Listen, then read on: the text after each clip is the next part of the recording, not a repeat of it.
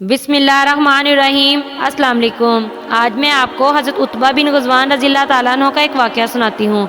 امیر المومنین حضرت عمر بن خطاب رضی اللہ تعالیٰ عنہ عشاء کی نماز کے بعد بستر پر لیٹے تاکہ کچھ دیر آرام کر لیں اور رات کو گشت کے لیے تازہ دم ہو سکیں، لیکن خلیفۃ المسلمین کو ایرانی سرحد پر لڑی جانے والی جنگ کی صورتحال کے پیش نظر نیند نہیں آ رہی تھی۔ ڈاک کے ذریعے انہیں معلوم ہوا کہ لشکر اسلام جو ہی اس قابل ہوتا ہے کہ ایک زوردار حملے سے ایرانیوں کو پسپا کر دے کہ کسی نہ کسی طرف سے انہیں کمک پہنچ جاتی ہے اور وہ دوبارہ اپنی قوت کو مجتمع کر کے مسلمانوں کے سامنے ڈٹ جاتے ہیں۔ امیر المومنین کو بتایا گیا ابلا شہر سے ایرانیوں کو کمک باہم پہنچائی جاتی ہے۔ آپ نے عزم کر لیا کہ ابلا کو فتح کرنے کے لیے لشکر روانہ کروں گا تاکہ ایرانیوں کو کمک موصول ہونے کا راستہ منقطع کر دیا جائے، لیکن آپ کے پاس افرادی قوت کی بہت کمی تھی، اس لیے کہ نوجوان اور بوڑھے راہ خدا میں جہاد کے لیے اپنے گھروں سے روانہ ہو چکے تھے اور ان کے بعد مدینہ طیبہ میں صرف چند افراد موجود تھے۔ اس موقع پر آپ نے اپنا معروف حربہ استعمال کیا اور وہ یہ کہ افرادی کمی کو تجربہ کار سپہ سالار کے ذریعے پورا کیا جائے۔ مدینہ میں موجود تمام افراد کی فہرست سامنے رکھ کر ہر ایک کی صلاحیتوں کا بغور جائزہ لینے لگے۔ بڑی طویل سوچ بچار کے بعد یکدم یہ کہتے ہوئے نعرہ زن ہوئے، میں نے اسے پا لیا، ہاں ہاں میں نے اسے پا لیا۔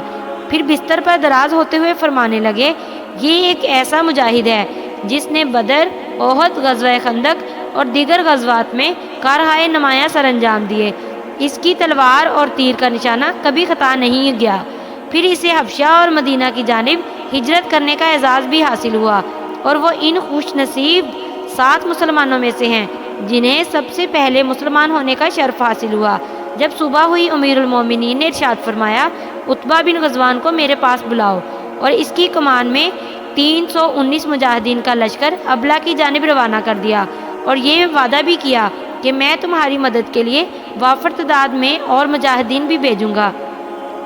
جب یہ چھوٹا سا لشکر کوچ کرنے کے لیے تیار ہوا تو فاروق اعظم رضی اللہ تعالیٰ عنہ قائد لشکر عتبہ کو وصیت کرتے ہوئے فرمانے لگے، عتبہ دیکھنا، میں تجھے سرزمین ابلا کی جانب روانہ کر رہا ہوں۔ یہ دشمن کے قلعوں میں سے ایک مضبوط قلعہ ہے۔ میں اللہ سبحانہ تعالیٰ کی جانب سے پر امید ہوں کہ وہ تیری مدد کرے گا۔ جب وہاں جا کر پڑاؤ کرو تو سب سے پہلے اس کے باشندوں کو اللہ کی طرف دعوت دینا۔ ان میں سے جو تیری بات مان لے اسے قبول کر لینا، اور جو انکار کر دے اس سے جزیہ وصول کرنا۔ اگر وہ جزیہ دینے سے انکاری ہوں تو بے خوف و خطر ان کی گردنوں پر تلوار چلانا۔ اے عتبہ، اپنے منصب کے بارے میں اللہ سے ڈرتے رہنا، قبر و نخوت سے بچنا، کہیں یہ تمہاری آخرت خراب نہ کر دے۔ اس بات کو خوب اچھی طرح ذہن نشین کر لو، تجھے رسول اللہ صلی اللہ علیہ وآلہ وسلم کی صحبت کا اعزاز حاصل ہے۔ اللہ تعالیٰ نے تجھے ذلت کے بعد عزت عطا کی، کمزوری کے بعد قوت عطا کی۔ تم اس وقت لشکر کے امیر اور ہر دل عزیز قائد ہو۔ تم جو بات کہو گے اسے بغور سنا جائے گا، تم جو حکم دو گے اسے بلا چون چنا مانا جائے گا۔ دیکھنا کہیں اس نعمت کو غلط استعمال نہ کر بیٹھنا، ورنہ آخرت میں پچھتانا پڑے گا۔ اللہ مجھے اور تمہیں اپنی پناہ میں رکھے۔ حضرت عتبہ بن غزوان رضی اللہ تعالیٰ عنہ اپنا یہ لشکر لے کر روانہ ہو گئے۔ اس لشکر میں ان کی بیوی کے علاوہ دیگر 5 مجاہدین کی بیگمات بھی شامل تھی۔ ابلا شہر کے قریب ایک سرسبز جگہ پر پڑاؤ کیا۔ لشکر کے پاس کھانے کے لیے کوئی چیز نہیں تھی۔ جب بھوک نے زور پکڑا تو حضرت عتبہ رضی اللہ تعالیٰ عنہ نے چند لوگوں سے کہا کہ کھانے کے لیے کوئی چیز تلاش کر کے لائیں۔ وہ خوراک تلاش کرنے کے لیے چل نکلے تاکہ بھوک کا مداوع ہو سکے۔ یہاں ایک دلچسپ واقعہ پیش آیا۔ ان میں سے ایک نے بتایا، ہم کھانے کے لیے کوئی چیز تلاش کر رہے تھے، ہم چلتے چلتے درختوں کے ایک جھنڈ میں داخل ہوئے۔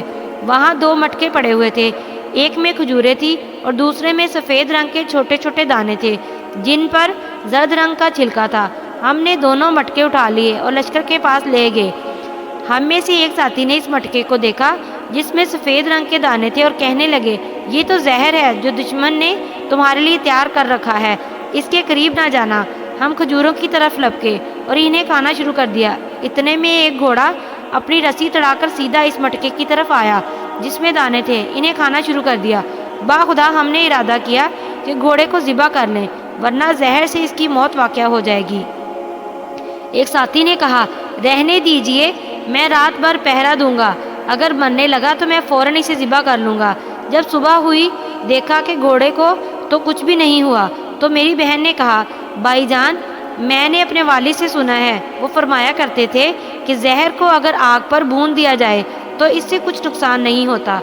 پھر بہن نے تھوڑے سے دانے لیے، ہنڈیا میں ڈالے اور نیچے آگ جلا دی۔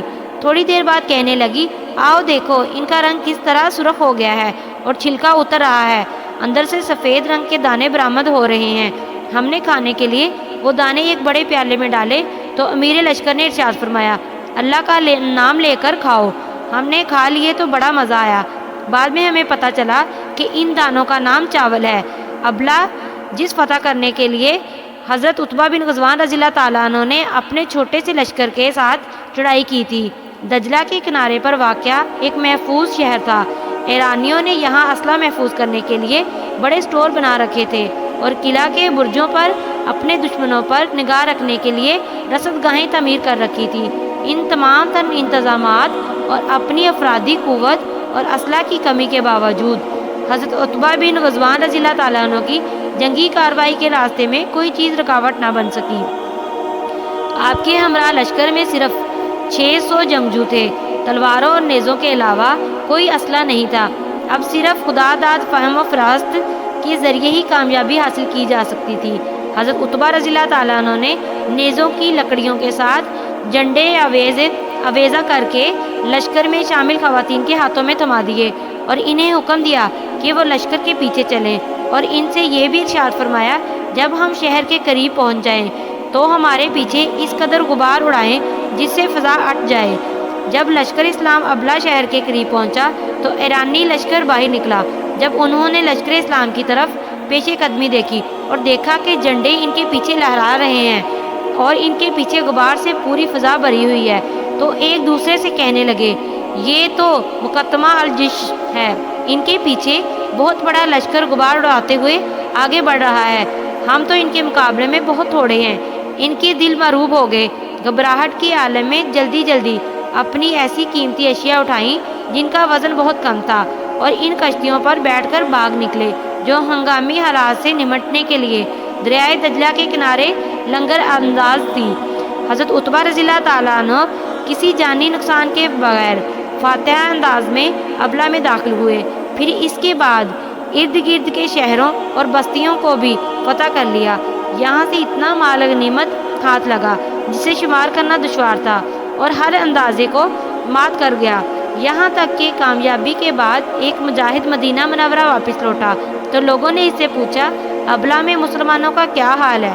تو اس نے کہا، بھلا کس چیز کے بارے میں پوچھتے ہو؟ خدا کی قسم، میں انہیں اس حال میں چھوڑ کر آیا ہوں کہ سونے اور چاندی میں کھیلتے ہیں اور لوگ پروانہ اور ابلا میں رہائش اختیار کرنے کے لیے دوڑ آ رہے ہیں۔ اس موقع پر حضرت عتبہ بن غزوان رضی اللہ تعالیٰ عنہ نے سوچا کہ لشکر اسلام کا ان مفتوحہ شہروں میں زیادہ دیر قیام کرنا انہیں آرام طلب بنا دے گا اور یہ مجاہد یہاں کے باشندوں کی عادات اپنا لیں گے اور ان کے جنگی عزائم ماند پڑ جائیں گے۔ تو انہوں نے امیر المومنین حضرت عمر بن خطاب رضی اللہ تعالیٰ عنہ کی طرف خط لکھا اور ان سے بصرہ شہر آباد کرنے کی اجازت طلب کی اور موجودہ جگہ کی نشاندہی بھی کر دی۔ امیر المومنین نے یہ شہر آباد کرنے کی انہیں اجازت دے دی۔ حضرت عتبہ رضی اللہ تعالیٰ عنہ نے اس نئے شہر کا نقشہ بنایا۔ سب سے پہلے ایک بہت بڑی مسجد تعمیر کی۔ اس مسجد کو اسلام کی سربلندی کے لیے اپنی تمام تر مساعی کا مرکز بنایا۔ یہیں پر درجہ فی سبیل اللہ، جہاد فی سبیل اللہ کے لیے قافلے ترتیب دیے جاتے تھے۔ مسجد کے ذریعے ہی انہوں نے دشمنان خدا پر غلبہ حاصل کیا۔ اس لیے شہر میں فوجیوں نے اپنے گھر میں تعمیر کیے گئے، لیکن حضرت عتبہ رضی اللہ تعالیٰ عنہ نے اپنے لیے کوئی گھر نہیں بنایا اور آپ نے ہمیشہ خیمے میں ہی رہائش رکھی اور اپنے تئیں اس پر خوش تھے۔ حضرت عتبہ رضی اللہ تعالیٰ عنہ نے دیکھا کہ بصرہ میں رہائش پذیر مسلمانوں کے دلوں میں ایسی دنیا در آئی ہے کہ جس نے انسان کا دل غافل ہو جاتا ہے۔ انہوں نے دیکھا کہ تھوڑا ہی عرصہ ہے پہلے وہ لوگ جو چاول جیسے کھانے سے بھی ناآشنا تھے، اب ایرانیوں کی طرح طرح کے لذیذ کھانوں سے لطف اندوز ہو رہے ہیں۔ انہیں اس دنیا سے اپنے دین کا خطرہ لاحق ہوا اور دنیا سے اپنی آخرت خراب ہونے کا اندیشہ پیدا ہوا تو لوگوں کو کوفہ کی مسجد میں جمع کیا اور یہ خطاب فرمایا: لوگوں، یہ دنیا ختم ہونے والی ہے، تم یہاں سے ایک ایسے گھر کی طرف منتقل ہونے والے ہو جس پر کوئی زوال نہیں ہوگا، تو وہاں نیک اعمال لے کر جاؤ۔ میں رسول اللہ صلی اللہ علیہ وآلہ وسلم کے ان 7 صحابہ میں ہوں جنہیں سب سے پہلے اسلام قبول کرنے کا شرف حاصل ہوا۔ ہم درختوں کے پتے کھا کر گزارا کیا کرتے تھے، جس سے بعض اوقات ہمارے منہ زخمی ہو جاتے۔ ایک روز گری ہوئی چادر میرے ہاتھ لگی، میں نے اسے پھاڑ کر 2 حصوں میں تقسیم کیا۔ ایک کو میں نے بطور تہمت باندھا اور دوسرا حصہ حضرت سعد رضی اللہ تعالیٰ عنہ بن ابی وقاص کو تہمت باندھنے کے لیے دیا۔ اب ہم میں سے ہر ایک کے کسی نہ کسی شہر کا گورنر ہے، اور میں اس بات سے اللہ کے حضور پناہ مانگتا ہوں کہ میں اپنے تئیں عظیم بنوں اور اللہ کے ہاں ذلیل شمار کیا جاؤں۔ پھر حاضرین میں سے ایک کو اپنا نائب مقرر کیا اور انہیں الوداع کہہ کر مدینہ منورہ روانہ ہو گئے۔ جب امیر المومنین حضرت فاروق اعظم رضی اللہ تعالیٰ عنہ کی خدمت میں حاضر ہوئے تو اپنا استعفیٰ پیش کر دیا، لیکن حضرت فاروق اعظم رضی اللہ تعالیٰ عنہ نے ان کا استعفیٰ قبول نہیں کیا اور انہیں بصرہ واپس جا کر اپنا منصب سنبھالنے کا حکم دیا۔ انہوں نے بادل نخواستہ حضرت عمر رضی اللہ تعالیٰ عنہ کا حکم مانا اور اپنی اونٹنی پر سوار ہو گئے اور یہ دعا کی: الہی مجھے واپس نہ لوٹانا، الہی مجھے واپس نہ لوٹانا۔ اللہ تعالیٰ نے ان کی دعا قبول کی۔ مدینہ سے ابھی تھوڑے ہی فاصلے پر پہنچے تھے کہ اونٹنی لڑکھڑائی اور حضرت عتبہ رضی اللہ تعالیٰ عنہ سر کے بل گرتے ہی اللہ کو پیارے ہو گئے۔ انا للہ و انا الیہ راجعون۔ جزاک اللہ۔